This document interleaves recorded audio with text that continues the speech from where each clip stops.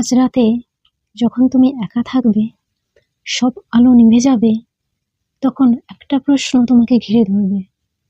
মৃত্যুর পর তুমি কোথায় যাবে? স্বর্গ নাকি নরক?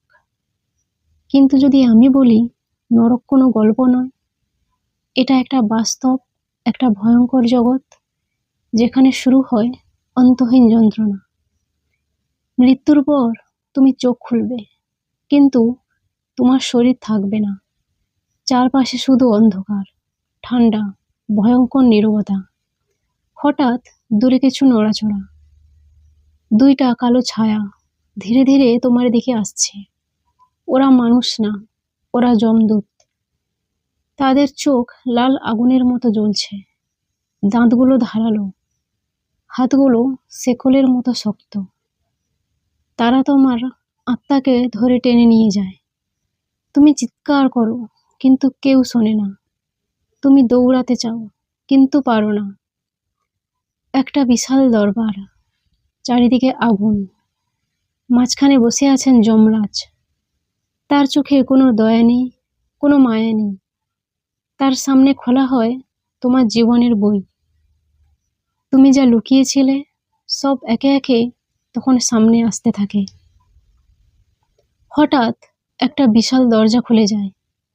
ভেতর থেকে আসে একটা অসহ্য গন্ধ, আর হাজার হাজার মানুষের চিৎকার। ওটাই নরক। যারা মিথ্যা বলেছে তাদের জিহ্বা আগুনে পুড়িয়ে বারবার টেনে ছিঁড়ে ফেলা হয়। যারা মানুষের সাথে প্রতারণা করেছে তাদের শরীর ধারালো লোহার ওপর ফেলে ধীরে ধীরে কাটা হয়। যারা লোভী ছিল তাদের ফুটন্ত তেলের কড়াইয়ে ফেলা হয়। তারা চিৎকার করে, কিন্তু বের হতে পারে না।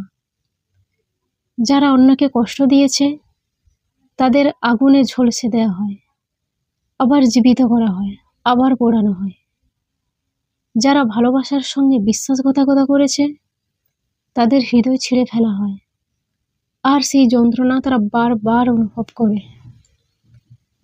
সবচেয়ে ভয়ঙ্কর শাস্তি, এখানে মৃত্যু নেই।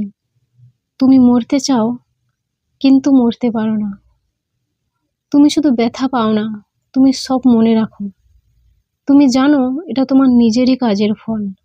তুমি চিৎকার করো, আমাকে বাঁচাও, কিন্তু কেউ আসে না। এটা শুধু গল্প নয়, এটা এক সতর্ক বার্তা। আজ তুমি যা করছো তার ফল একদিন তোমাকেই ভোগ করতে হবে। তাই এখনো সময় আছে, কারণ নরকের দরজা যে কোনো সময়ই তোমার জন্য খুলে যেতে পারে। আজকের এই গল্পটা শুধু শুরু। এরকম আরো ভয়ঙ্কর সত্য যা আপনি আগে কখনো শোনেননি, জানতে চাইলে এখনই চ্যানেলটা সাবস্ক্রাইব করে রাখুন, কারণ পরের গল্পটা হয়তো আপনার জীবনের ধারণাই বদলে দেবে।